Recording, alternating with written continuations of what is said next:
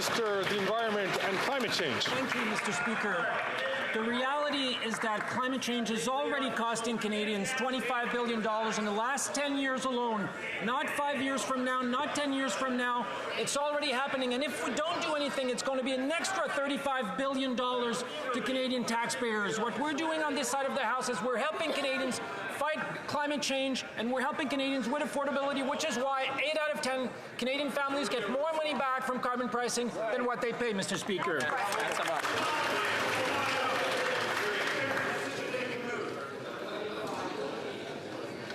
The honourable member from Coast of Bays Central, Notre Dame. Mr. Speaker, this NDP Liberal Costly Coalition can no longer dispute the Parliamentary Budget Officer's finding that carbon tax will cost most Canadians more than they pay in. Their own report, which Conservatives forced them to release, shows that carbon tax will cost every single family in Canada $2,000 per year. Wow. And it'll cost the Canadian economy $30 billion per year. This is nothing short of economic vandalism. So after 9 years, will this Prime Minister finally do the right thing and fire his Environment Minister, or will he once again prove that he's not worth the cost? The Honourable Minister of Labour. Let's go through the numbers yet again, Mr. Speaker. For a family of 4 in Alberta, it's $1,800. For Manitoba, it's $1,200. For Ontario, it's $1,120. In Saskatchewan, it's $1,504. In New Brunswick, it is $760. In Nova Scotia, $824. In PEI, $880. In Newfoundland and Labrador, $1,192 a year. To most people, that's a lot of money. To these guys, it's phony. Thank you very much, Mr. Speaker. The honourable member from Cowichan, Malahat, Langford. People are increasingly turning to food banks in Halifax because of sky-high grocery prices, with food bank visits having risen by 21% since last year. Instead of tackling the corporate greed gouging these families, the Liberals gutted the NDP's bill to address price fixing and harmful mergers that are increasing prices for Canadians. Just like the Conservatives, they'd rather protect CEO profits over lowering prices for Canadians. Why did the Liberals choose corporate power and profits over the people of Nova Scotia? The Honourable Minister for Innovation. Mr. Speaker, I'd like to thank my colleague for the question. We did not even only choose the people of Nova Scotia. We chose all Canadian, Mr. Speaker, when we call all the CEOs of the grocery chain to come to explain themselves in this town in Ottawa, to answer to this government, to answer to Canadians. Mr. Speaker, we have introduced one of the most comprehensive reform on competition because we want more choice, less consolidation, and more competition. But if the NDP and Conservative want to do something, Mr. Speaker, they should call Walmart and Costco, like I'm doing, to ask them to sign the Grocery Code of Conduct so we bring fairness in this country for all grocers across the nation.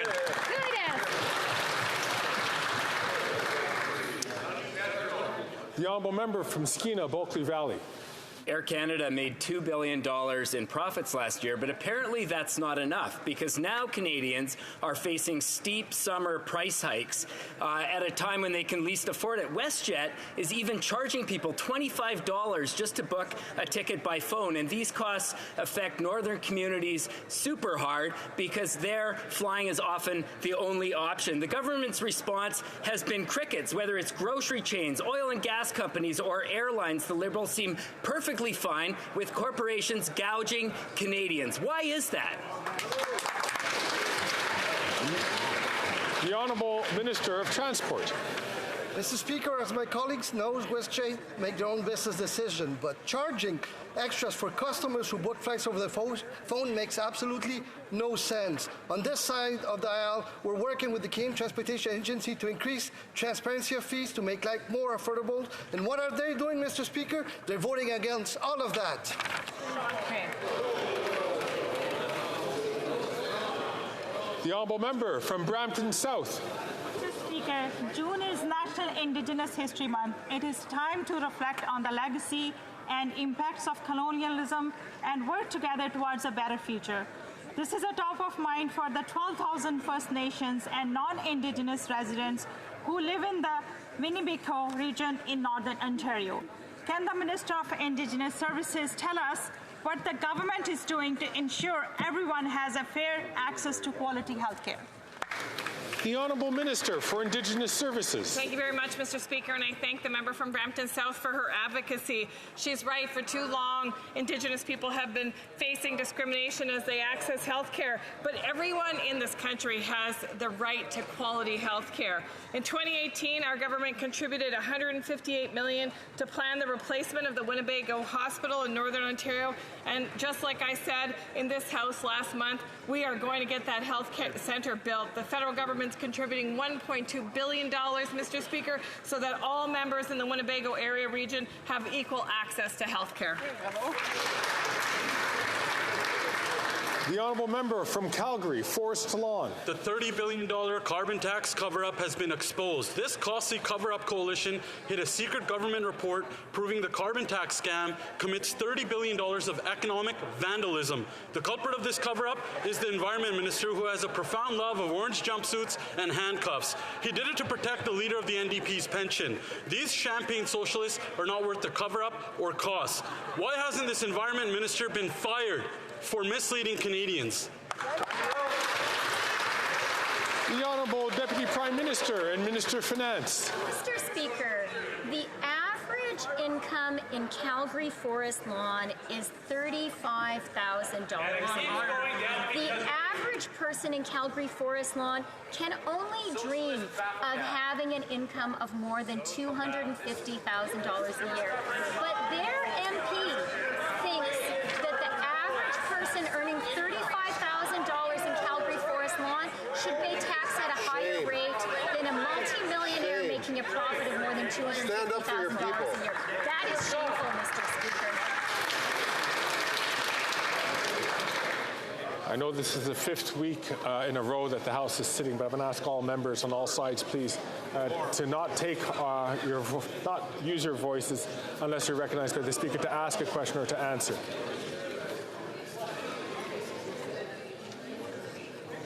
The Honourable Member from Calgary Forest Lawn. Looks like she has a PhD in whackonomics.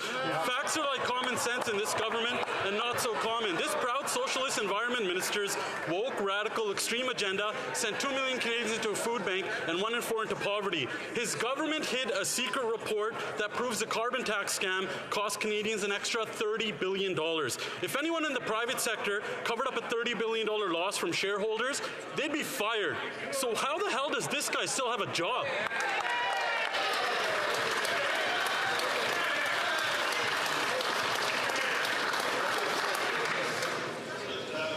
The Honourable Member has to be this is a message for all Honourable Members. You have to be very careful about the language that you use in the House. The Honourable Deputy Prime Minister and Minister of Finance. Mr. Speaker, let me share some economic analysis, and I quote, "Here we have a monstrous policy of transferring wealth from wage earners to asset holders, from the working class to the wealthy. Here we have a policy that is specifically designed to transfer wealth from those who earn wages to those who earn capital gains through their assets." Who said that? The current Conservative leader. He was railing against the holders of assets and claiming to support working people. But we learned last week that is fake populism. The Honourable Member from Caribou, Prince George. After 9 years of this NDP Liberal government, Canada's on track for the worst living standards in 40 years. Now the Prime Minister's radical finance minister are hiking taxes on farmers to pay for their inflationary spending, all during a food crisis. A new report indicates that the Liberals' job-killing tax hike will cost average farmers 30% more in taxes. Canadians know that when you tax the farmer who grows the food, tax the trucker who ships the food, it's all Canadians who pay the price. How is that fair? The Honourable Deputy Prime Minister and Minister of Finance. Mr. Speaker, as the proud daughter of a farmer, I know the huge contribution farmers make to our country. And that is why I am glad that with these tax measures, we are able to increase the lifetime capital gains exemption to $1.25 million for each farmer in Canada. I also know that farmers are hard hard-working people. They're on the side of the working people, not on the side of the multimillionaires. But that's not the side the Conservatives are on, Mr. Speaker. The honourable member from Caribou, Prince George. More Canadians are struggling to feed their families. 25% of Canadians are living at poverty. They can spin this 100 different ways, Mr. Speaker, but Canadians know the truth. First, this government punished Canadians with a carbon tax. Now they're imposing a job-killing tax hike on the people who produce and provide the services we need to survive. Farmers, welders, plumbers, home builders, doctors, and small business owners will all be decimated by this hike. Will the minister commit to exempting any Canadian earning less than $120K a year from this job-killing tax hike? The Honourable Deputy Prime Minister and Minister of Finance. Mr. Speaker, the Conservatives are showing that not only are they fake populists, they're populists who can't do math. We have been really clear that the new level of capital gains inclusion kicks in only after each individual has made $250,000 in capital gains. And you can do that every single year. That's the reality, Mr. Speaker, and the Conservatives are ashamed of themselves.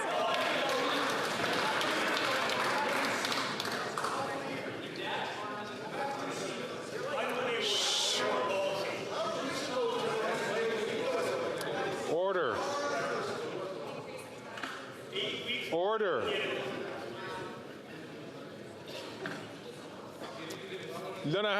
The Honourable Member for Beauport-Limoilou.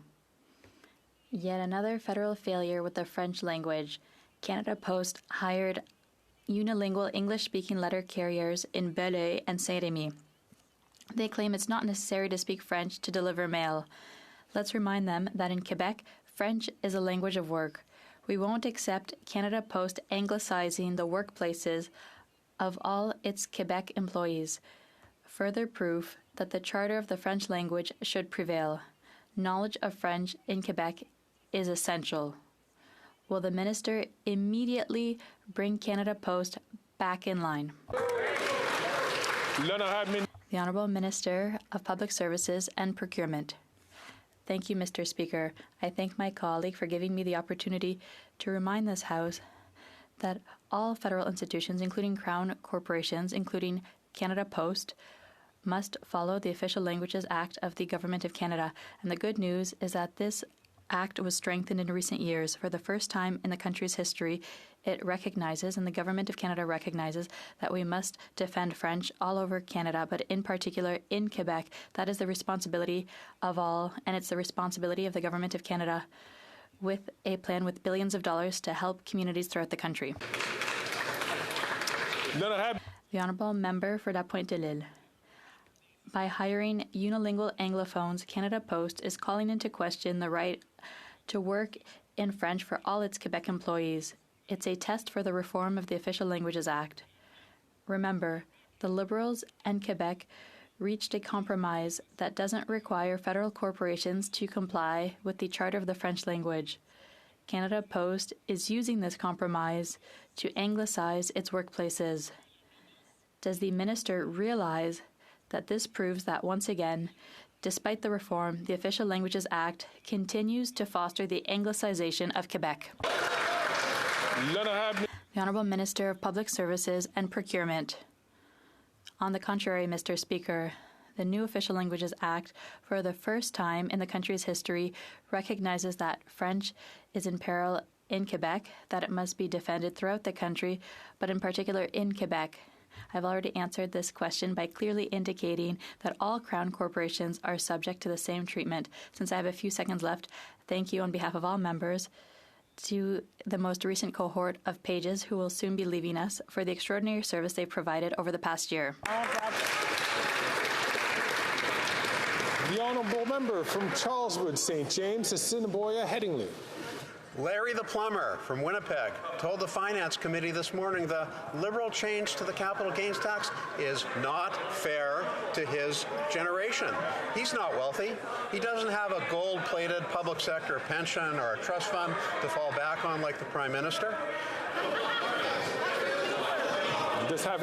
I'm having trouble, colleagues.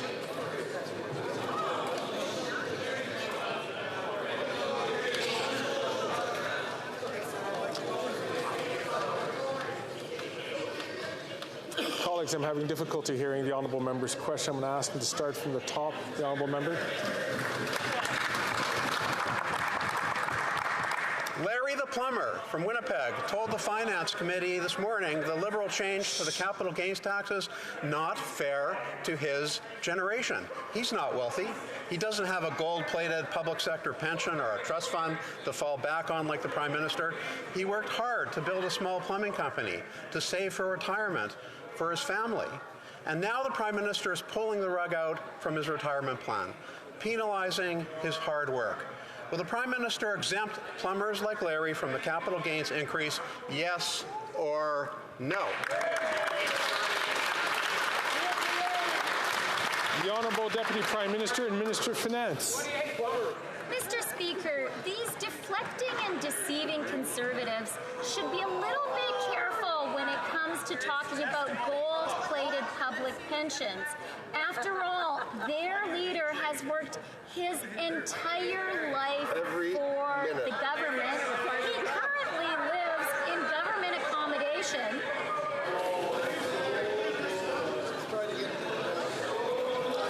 Colleagues, like I was having difficulty hearing the member from Charleswood, St. James, Assiniboine, Headingley. I'm having difficulty hearing the Deputy Prime Minister. I'm going to ask the Deputy Prime Minister to please respond again from the top, and I'm asking all members please to allow the Speaker to be able to hear the member. Very happy to do so, Mr. Speaker. Mr. Speaker, these deflecting and deceiving Conservatives should be a little bit careful when it comes to talking about gold-plated public pensions. After all, they are led by someone who has worked his entire life for the government, someone who currently lives in government luxurious housing and has a government chef. Now, when it comes to working people, Mr. Speaker, we are on their side. They've just shown they're not. That's right. The Honourable Member for Charlesbourg, Haute-Saint-Charles. The Minister of the Environment, with the support of the Bloc, is poised to impose more radical policies on Quebec by imposing an order that will destroy the forestry industry in Saguenay-Lac-Saint-Jean. TVA Gaspésie reports that, according to the Bloc environment critic on the issue of caribou, Ottawa could get involved. Only the Conservative Party defends forest industry workers in Quebec. Can the Minister of the Environment let Quebec manage its land as it sees fit? The Honourable Minister of Immigration. I thank my colleague for his question. He knows well that we've always been there for the forestry industry. We will always be there for the forestry industry, Mr. Speaker. Forestry industry workers know that we have to protect the environment and the economy, and they also want to ensure they have jobs now and for generations to come. That is why, Mr. Speaker, we will continue to invest in innovation. We will continue to support the industry, and we will always be on the side of forestry workers in Quebec and throughout the country, Mr. Speaker. The Honourable Member for Beauce. Mr. Speaker, my question is for the Minister of Finance, who never thinks about or consults farmers. With the help of the Bloc Québécois, she has found a new way to harm our agricultural sector. This new capital gains tax increase will jeopardize the retirements and succession plans of our farm families. UPA President Martin Caron wrote a letter to her on June 6th, a heartfelt plea to denounce the situation. Will she make a commitment today that no farmer will lose his or her retirement because of this tax hike? The Honourable Deputy Prime Minister and Minister of Finance. Mr. Speaker, as the proud daughter of a farmer, I really want to assure my honourable colleague that I often speak to farmers and I respect their work so much. That is why I am proud to be able to share the news that on June 25th, we are increasing the lifetime exemption for $2.5 million. This is a big deal for farmers in Quebec and Canada. The Honourable Member for Saint-Léonard, Saint-Michel. Mr. Speaker, thousands of seniors, including those in my riding of Saint-Léonard-Saint-Michel, have already visited their dentist for treatment, demonstrating the importance of the Canadian Dental Care Program. Unfortunately, the opposition persists in opposing this program day after day. Can the Minister of Public Services and Procurement give us an update on the success of this program for seniors of Saint-Léonard-Saint-Michel? The Honourable Minister of Public Services and Procurement. Thank you, Mr. Speaker. The Leader of the Conservative Party is against the Canadian Dental Care Program, and he is fooling the seniors of the Quebec City area by saying on the radio that the program didn't exist. So don't sign up. Mr. Speaker, this is a disdain for the seniors of Quebec. The good news is it's not working. Out of the 2 million Canadians who've signed up, over a third are in Quebec. And the good news is that next week, all children from 0 to 18 and those with disabilities will be able to sign up for the new Canadian Dental Care Program. The Honourable Member from Mission Maskey, Fraser Canyon.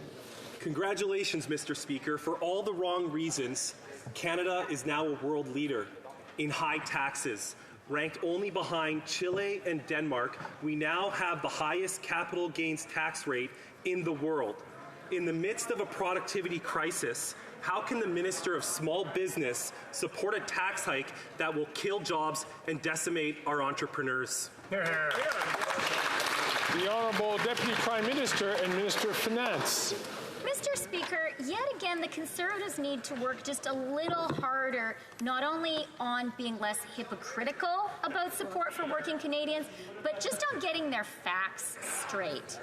After this move, the capital gains rate in Canada will be lower than the tax paid in California or in New York City. Furthermore, the meter, Canada's marginal effective tax rate, is the lowest in the G7, and anyone who read the budget would have seen that.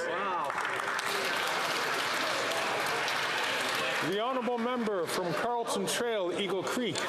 After 9 years, this Prime Minister is not worth the cost. Sean, a 20-year veteran, planning to retire next year, is gutted that he will have to put that off, given this government's punitive policy on capital gains.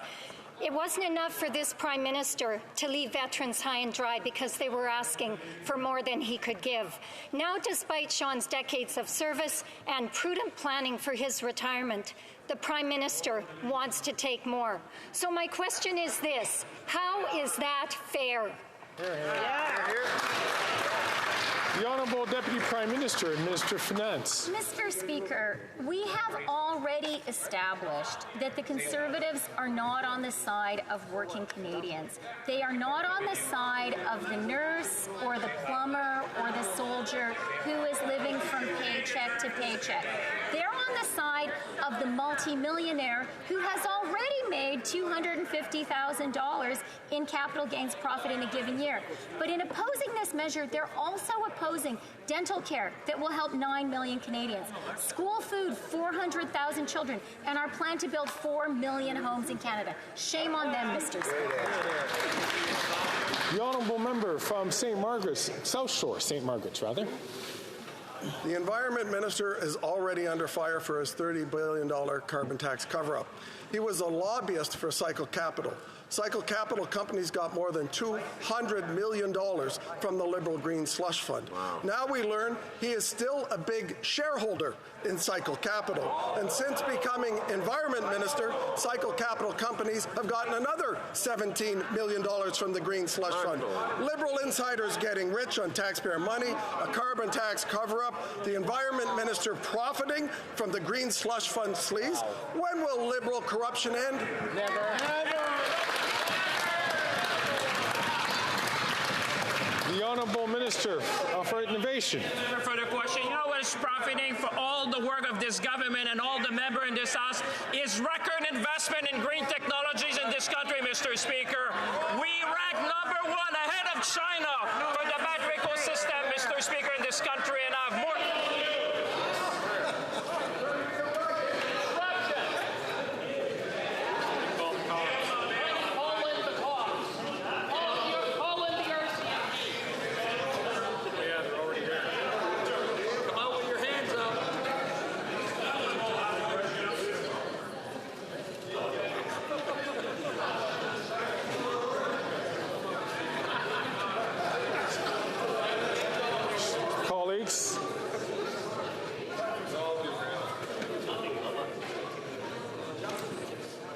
almost there.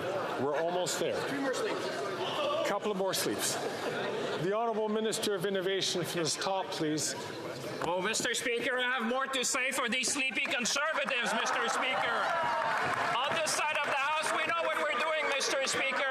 We have seen, thanks to the work of this government, the Minister of Finance, the Minister of Environment, all this bench, the Prime Minister, we have seen record investment in this country, Mr. Speaker. We rank first in the world for the battery ecosystem, ahead of China, Mr. Speaker. Windsor, St. Thomas, Bécancour, Mr. Speaker, Kingston. Canadians are winning. Canada's winning, and we'll fight for Canada every step of the way.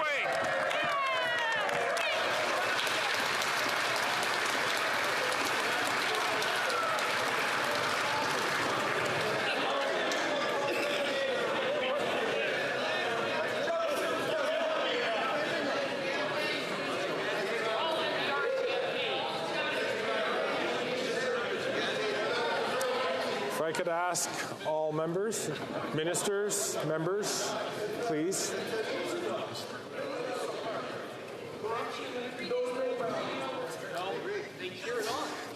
I am thinking about 3 more sleeps. The honourable member from Newmarket, Aurora. Mr. Speaker, last month, eligible Canadians were able to begin receiving care under the Canadian Dental Care Plan. In my community of Newmarket, Aurora, and across Canada, many seniors who haven't been able to afford a dentist are now able to visit participating dental providers. Can the Minister of Health update this House on how many Canadians have already received care under the plan, and what the newest cohort about the newest cohort that can begin applying for the Canadian Dental Plan? The Honourable Minister of Health. Thank you, Mr. Speaker. And I want to thank the member for Newmarket Aurora for his incredible advocacy, along with the parliamentarians in this House who are standing with vulnerable Canadians who need dental care. In just 6 weeks, Mr. Speaker, more than 200,000 seniors from coast to coast to coast were able to receive dental care. And to put that in practical terms, the call center got a call yesterday from an 87-year-old woman in tears because for the first time since she was 11 years old, somebody allowed her to get her mouth taken care of. We're going to make sure all 9 million Canadians everywhere in this country get the care they need, Mr. Speaker.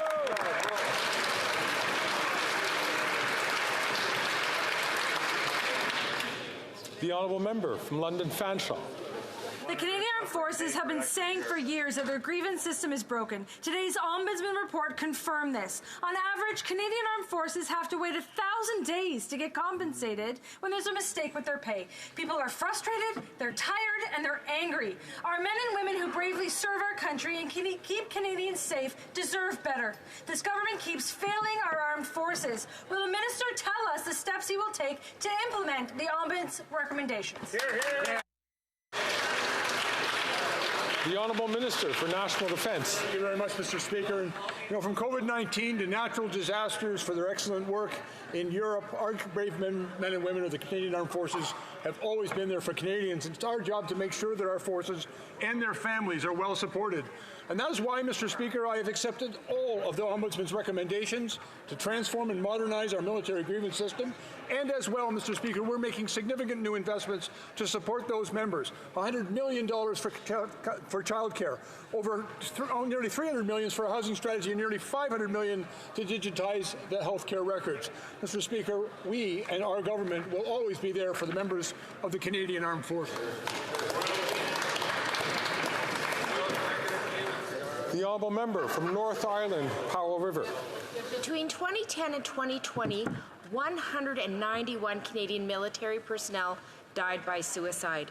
And instead of addressing mental health challenges, Liberal and Conservative governments have cut funding, putting veterans at risk. The Burns Way is ready to provide more trained peer-to-peer support to our brave veterans, particularly for Indigenous and 2S LGBTQIA+ veterans. They deserve nothing less. So will the minister commit today to funding the Burns Way? Yes or no? Yes or no? The Honourable Minister for Veterans Affairs. The Thank you very much, Mr. Speaker. Mr. Speaker, I first of all want to take a moment to thank the members of the Veterans Affairs Committee for their important study that they presented last week on women's veterans. We certainly recognize that a lot of work needs to be done, and I want to commend all the members who worked on this report. On the issue of mental health services as well, Mr. Speaker, 2 years ago, the Department of Veterans Affairs Canada ensured that when members of the Canadian Armed Forces or veterans are applying for mental health services, they can have access to those services immediately without any assessments. We want to make sure when veterans are applying for services that they will have the care that they need when they need it the most. Bravo. Thank you very much, Mr. Bravo. Speaker. Excellent. Colleagues, following discussions among representatives of all parties in the House, I understand that there is an agreement to observe a moment of silence in memory of Hardeep Singh Nijjar, assassinated in Surrey, British Columbia, 1 year ago today. I now invite honourable members to rise.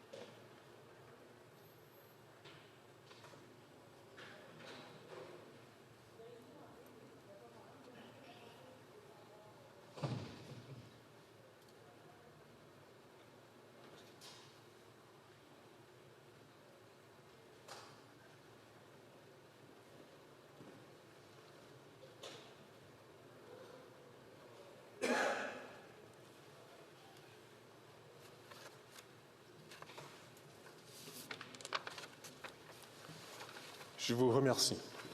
Thank you. Comme il est 15 heures. It being 3:20, the House will now proceed to the taking of the deferred recorded visions on the motions of report stage of Bill C-69. Call in the members.